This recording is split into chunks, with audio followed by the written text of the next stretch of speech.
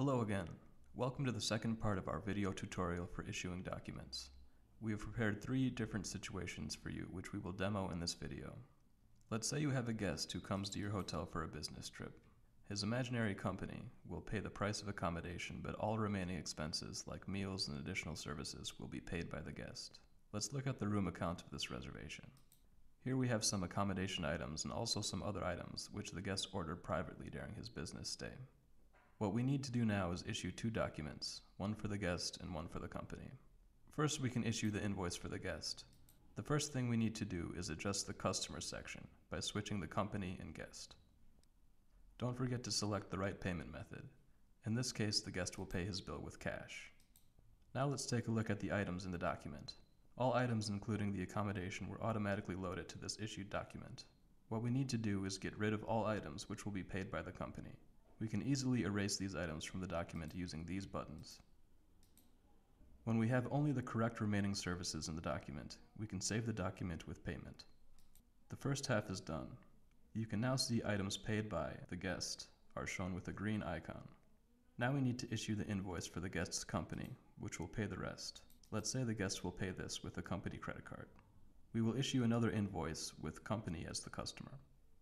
Items in the second document will be only the remaining ones: the discount, accommodation, and fees, which we have excluded from the first invoice and were not yet placed on any other issued document.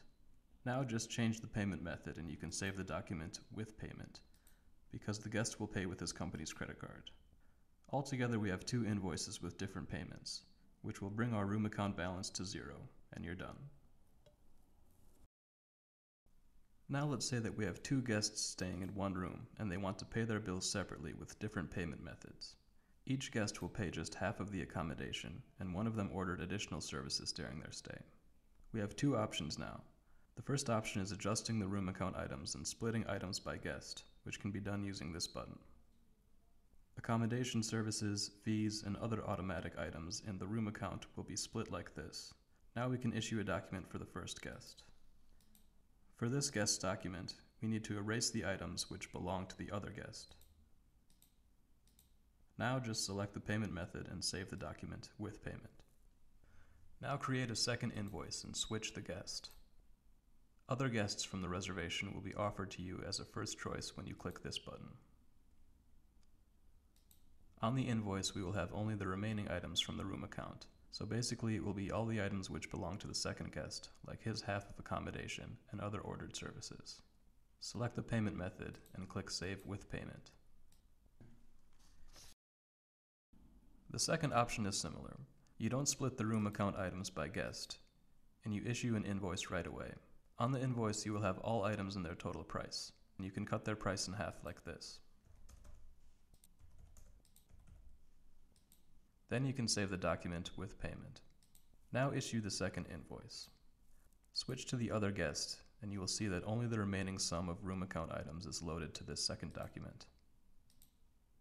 Now you can save the payment and print out both documents, one for each guest.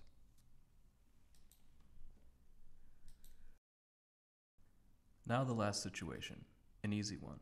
You have a company which makes a reservation and they want to pay the entire reservation in advance by bank transfer. They don't want a pro forma invoice. They need a normal invoice right away. Go to the room account of this reservation and create a new invoice.